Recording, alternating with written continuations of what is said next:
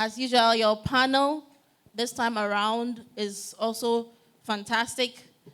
Charcoal from Amin, Peter talking about electric charging ports, and then Daniel as well from Baker Hughes. It's a very good combination, and the amount of information that has been shared here, I'm sure we will all learn a lot from it. It's a very good selection of panels this time around.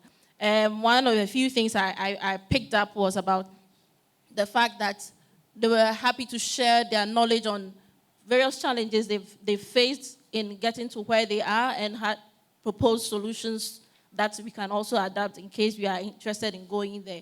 And one point that was raised, but I'm not sure it's Amin, identifying the gaps, knowing the value chain in order to identify the gaps. I'm sure by being here as well, a few of us who have listened may have picked up on a few gaps that we could explore on our own just by listening here. So thank you again for putting this together.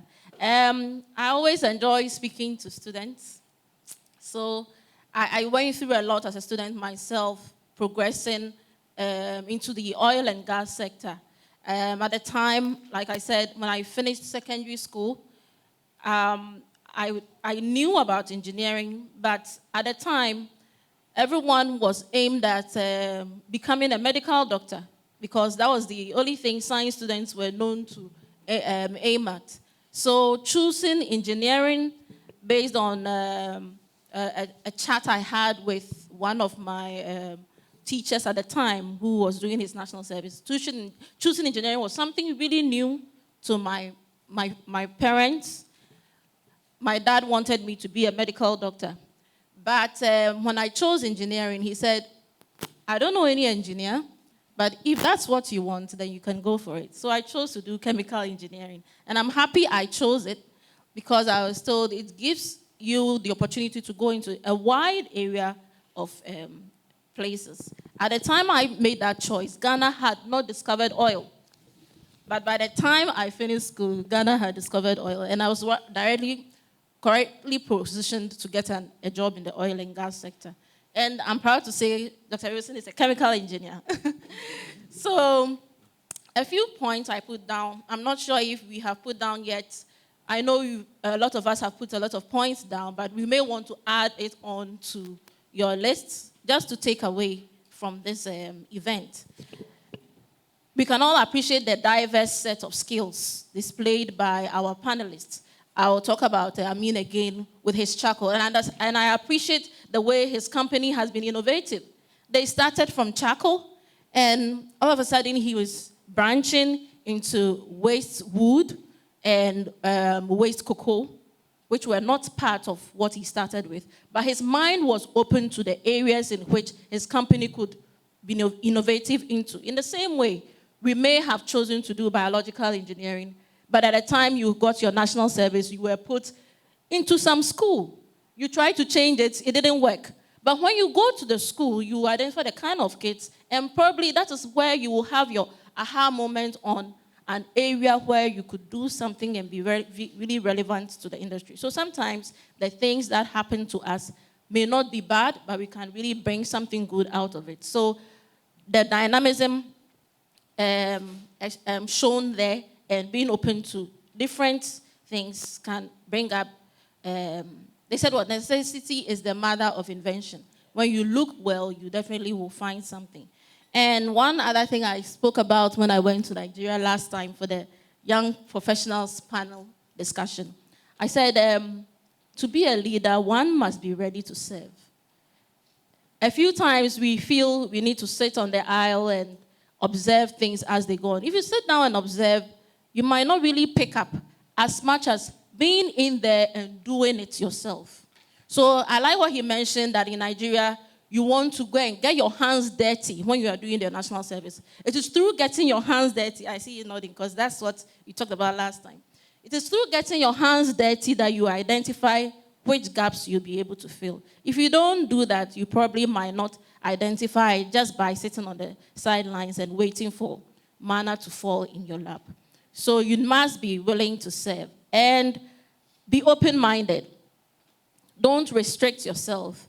Whilst in school, You should be open-minded on the opportunities that will come your way. Try to take part in everything. For me, I grouped it into my faith, my career, and my family. Which goals do you want to achieve in those areas?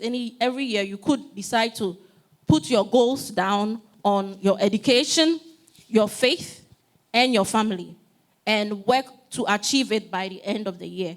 And through that, something will come out of it. You realize that even as you put your goals down, by the end of the year, if you realize you've achieved it, it gives you some sense of fulfillment to continue going on there. Identifying mentors.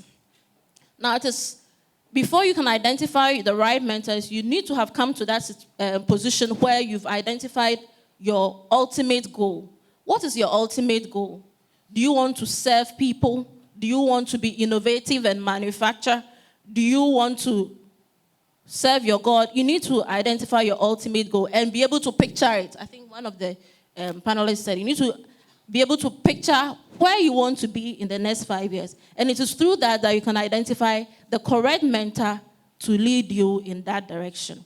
So do that, and by all means, have a mentor, because when you have your eyes on someone who has been able to make it to where you want to be, it encourages you to keep fighting, even when you meet challenges along the way. The challenges might bring you down, but having hope, seeing your mentors will give you the hope that if you keep trying, you will definitely get there. Now, another is to know your craft. Knowing your craft means that whatever your hands are doing at that time, be sure to know that you are doing it properly. Find the gaps. Find out that if you are the only person left to carry out that activity, you'll be able to carry it out to the best of your ability, because it is in knowing your individual crafts that you'll be able to shine. Before you can branch anywhere else, you should be able to be well-versed in what you are already originally involved in. Also, remaining relevant. Remaining relevant is about knowing where the world is going at any time T. Are there engineers here? At any time T, you should know where the world is going. It's by taking part in events like this Energy Quest Foundation event, and also joining Society of Petroleum Engineers. We carry out so many events on a monthly basis that open up the minds of our students and enlighten us on where the world is going. When you know where the world is going, you will know where to position yourself to fit into those gaps. And I'll end my speech with just a little verse from the Bible, Matthew chapter 5, verse 15, which says, "We should not light a candle and put it under a bushel. You bring the candle out to shine its light for the whole world to see.